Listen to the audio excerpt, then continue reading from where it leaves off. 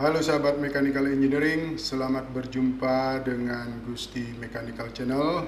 Channel ini sifatnya hanya sharing saja yang memuat materi dasar tentang Mechanical Engineering yang nantinya sahabat akan dapatkan di bangku kuliah. Harapannya semoga channel ini bermanfaat untuk para sahabat semua.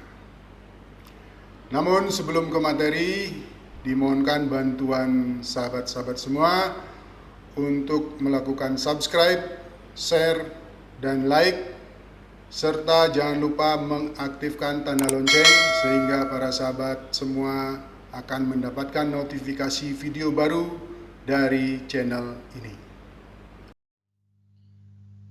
Bertemu kembali dengan pokok pembahasan bab 2 pendahuluan pada bagian kedua. Pada bagian kedua ini kita akan membahas kelanjutan dari penjelasan tahapan dari proses perancangan. Mari kita mulai dengan melanjutkan tahapan berikutnya, yaitu tentang studi literatur. Nah, dalam tahapan ini kita akan mencari yang namanya referensi-referensi. Nah, referensi-referensi ini nanti kita akan gunakan sebagai pedoman atau sebagai benchmark untuk melakukan proses perancangan, khususnya dalam proses perhitungan. Nah, referensi-referensi yang bisa kita gunakan yang pertama adalah buku teks. Nah, dalam buku teks ini yang bisa kita ambil nanti adalah teori-teorinya, kemudian juga persamaan-persamaan yang digunakan di dalam atau yang digunakan nanti pada proses perancangan. Kemudian yang kedua referensinya itu bisa berupa jurnal desain. Ya. Nah, jurnal-jurnal ini bisa kita gunakan sebagai benchmark di dalam proses perancangan. Nah, dalam jurnal-jurnal ini tentu yang diambil adalah jurnal desain yang alatnya sama atau mendekati sama. Info-info yang bisa kita gunakan dalam jurnal ini yang nanti digunakan pada proses perancangan bisa berupa metode-metode yang digunakan untuk menyelesaikan permasalahan dalam proses desain alat yang sama. Nah, tentu nanti kita akan menggunakan metode yang lain dari yang ada pada jurnal-jurnal desain. Nah, sehingga originalitas daripada proses perancangan atau perancangan kita itu bisa terjaga. Atau bisa juga menggunakan metode yang sama yang terdapat dalam jurnal tersebut, tetapi detail dari metodenya itu kita nanti buat berbeda. Jadi seperti itu, sehingga originalitas daripada perancangan kita itu tetap terjaga. Kemudian info-info tambahan lainnya bisa kita dapatkan dari internet. Di internet sangat banyak sekali info-info yang bisa kita gunakan. Selanjutnya yang bisa kita gunakan sebagai referensi adalah produk yang sudah ada. Jadi kalau di sini di dalam jurnal itu berupa buku-buku. Nah, kalau di referensi yang keempat ini berupa alat-alat yang sudah ada. Bisa kita gunakan sebagai benchmark di dalam proses perancangan yang akan kita lakukan.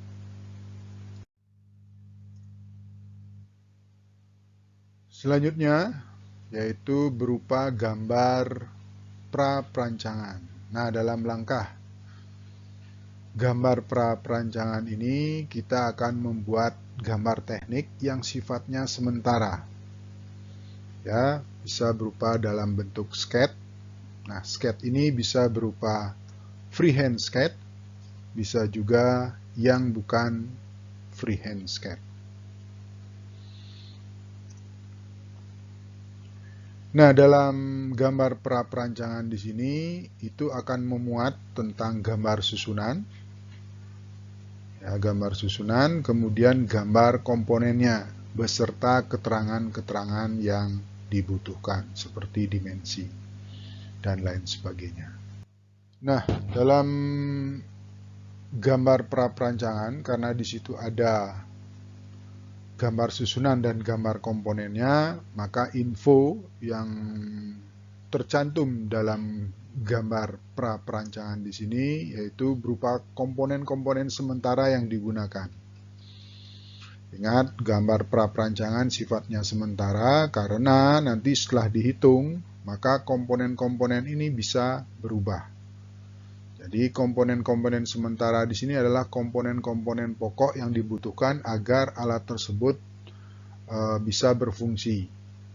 Nah, nanti setelah dihitung, setelah melakukan perhitungan, nah, kemungkinan bisa ada penambahan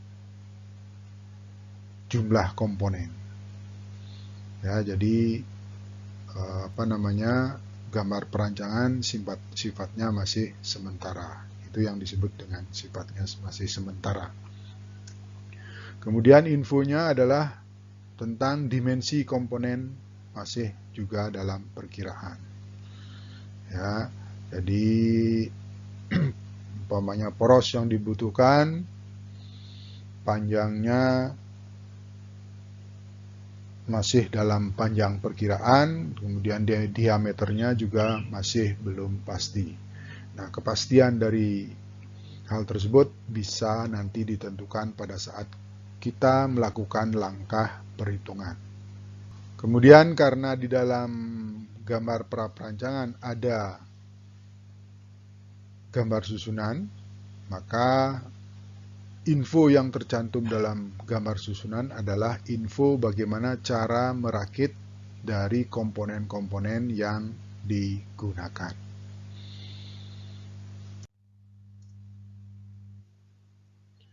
Selanjutnya, langkah berikutnya di dalam proses perancangan adalah perhitungan. Nah, dalam langkah perhitungan ini, kita akan membuat perhitungan-perhitungan kekuatan, perhitungan-perhitungan kekakuan, sehingga komponen yang digunakan nanti itu menjadi aman. Ya, menjadi aman. Sehingga dalam pengoperasian alatnya tadi nanti tidak terjadi hal-hal yang tidak diinginkan. Nah, dalam melakukan perhitungan tentu menggunakan referensi-referensi yang kita pakai, yang telah kita tentukan dalam step atau langkah sebelumnya. Nah, dalam perhitungan itu bisa konsepnya itu bisa dengan dua cara atau metodenya dengan dua cara. Yang pertama itu dengan cara menentukan material dari komponen tersebut lebih dulu. Jadi langkah pertama adalah menentukan material apa yang digunakan untuk membuat komponen tersebut.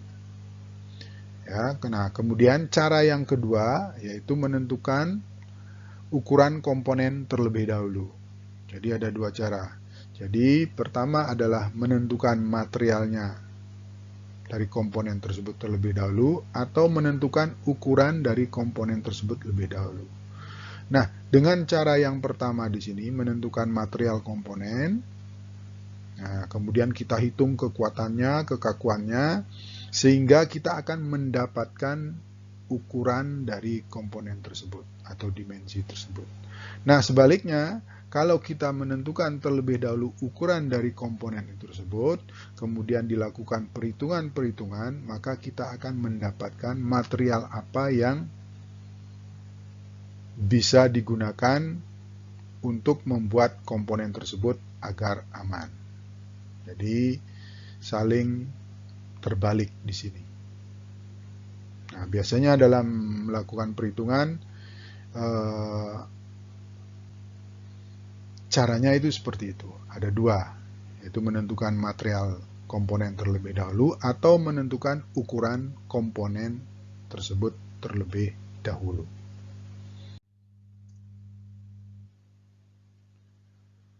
Selanjutnya yaitu langkah membuat gambar kerja. Nah, dalam langkah membuat gambar kerja di sini yang disebut dengan gambar kerja adalah gambar teknik final. Ya, gambar teknik final. Nah, dalam gambar teknik final ini akan memuat gambar susunan seperti sama dengan gambar pra-perancangan. Nah, kemudian juga gambar komponen. Selain gambar susunan yang kita buat dan gambar komponennya, tentu akan dilengkapi dengan keterangan-keterangan yang lainnya, yaitu berupa dimensi, konfigurasi permukaan, atau yang lainnya yang dibutuhkan. Nah, gambar kerja di sini nanti akan digunakan sebagai pedoman di dalam membuat dari komponen-komponen yang digunakan. Juga digunakan sebagai pedoman di dalam merakit dari komponen-komponen yang digunakan. Karena proses merakit itu berdasarkan gambar susunan yang telah dibuat. Jadi dengan gambar susunan kita atau bagian bengkel akan bisa merakit komponen-komponen yang digunakan. Jadi itu, jadi gambar kerja nanti orang dengan membaca gambar kerja, maka bagian bengkel akan bisa membuat komponen-komponennya, kemudian juga bisa merakitnya dengan informasi yang ada pada gambar susunan dan gambar komponen. Nah, pada gambar kerja itu berbeda dengan gambar pra-perancangan, yaitu komponen-komponen yang digunakan itu sudah pasti. Jadi berapa buah komponen yang digunakan di dalam membuat alat tersebut itu sudah pasti. Kemudian yang lain yaitu dimensi dari komponen juga sudah pasti. Nah, keduanya ini didasarkan pada hasil perhitungan yang dibuat pada langkah sebelumnya. Jadi contohnya umpamanya poros itu membutuhkan diameter berapa. Nah, infonya tadi itu akan kita dapatkan dari proses hasil perhitungan tersebut. Mari kita lanjutkan pembahasan mengenai langkah-langkah proses perancangan. Langkah selanjutnya adalah langkah pembuatan atau pembelian komponen. Nah, dalam langkah ini orang-orang bengkel akan melakukan pembuatan atau pembelian komponen-komponen yang diperlukan. Nah, proses pembuatan yang dilakukan oleh orang-orang bengkel itu tentu berdasarkan dari gambar kerja yang sudah dibuat. Nah, jika ada komponen-komponen yang dibeli, maka langsung dibeli dari toko. Nah, yang perlu dibuat di bengkel, maka akan dibuat. Nah, proses pembuatan dari komponen-komponen ini ada dua jenis. Yang pertama adalah proses pembuatan dengan perautan. Nah, maksudnya di sini adalah mengurangi ukuran dari material. Nah, contoh prosesnya seperti bubut, scrap, dan yang sejenisnya. Kemudian proses pembuatan komponen yang kedua yaitu proses dengan tanpa perautan. Ya, jadi di sini tidak terjadi pengurangan material, tidak ada material yang dibuang, tapi di sini materialnya masih dalam jumlah yang utuh. Nah, contoh proses perautan tersebut contohnya adalah ekstrusi. Jadi tidak ada pembuangan dari material di sini. Kalau di sini terjadi proses pembuangan atau pengurangan. Penjelasan selanjutnya tentang step-step atau langkah-langkah proses perancangan yaitu proses perakitan. Nah, setelah komponen-komponen yang diperlukan itu dibuat dan dibeli, maka selanjutnya prosesnya adalah proses perakitan. Nah, dasar dari proses perakitan di sini masih berdasar dari gambar kerja, yaitu tepatnya adalah dengan melihat gambar susunan.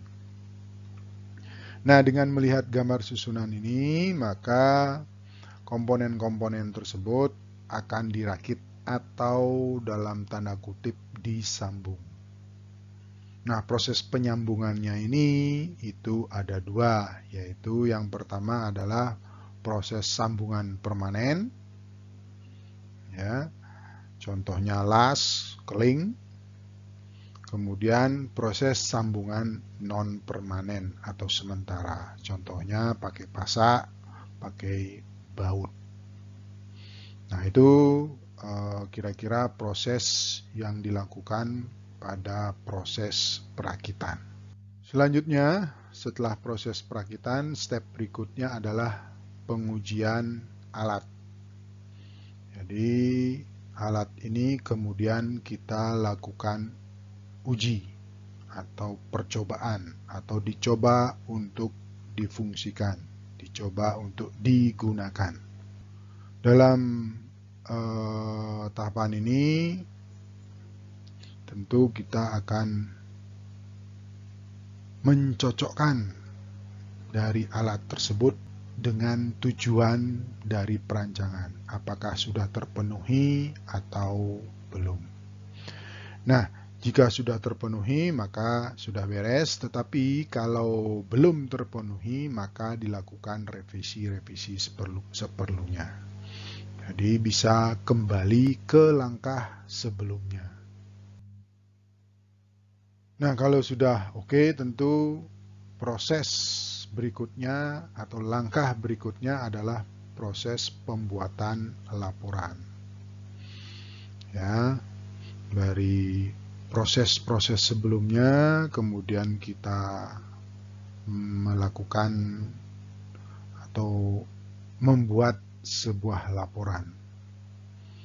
Nah, ini adalah langkah terakhir dari sebuah proses perancangan.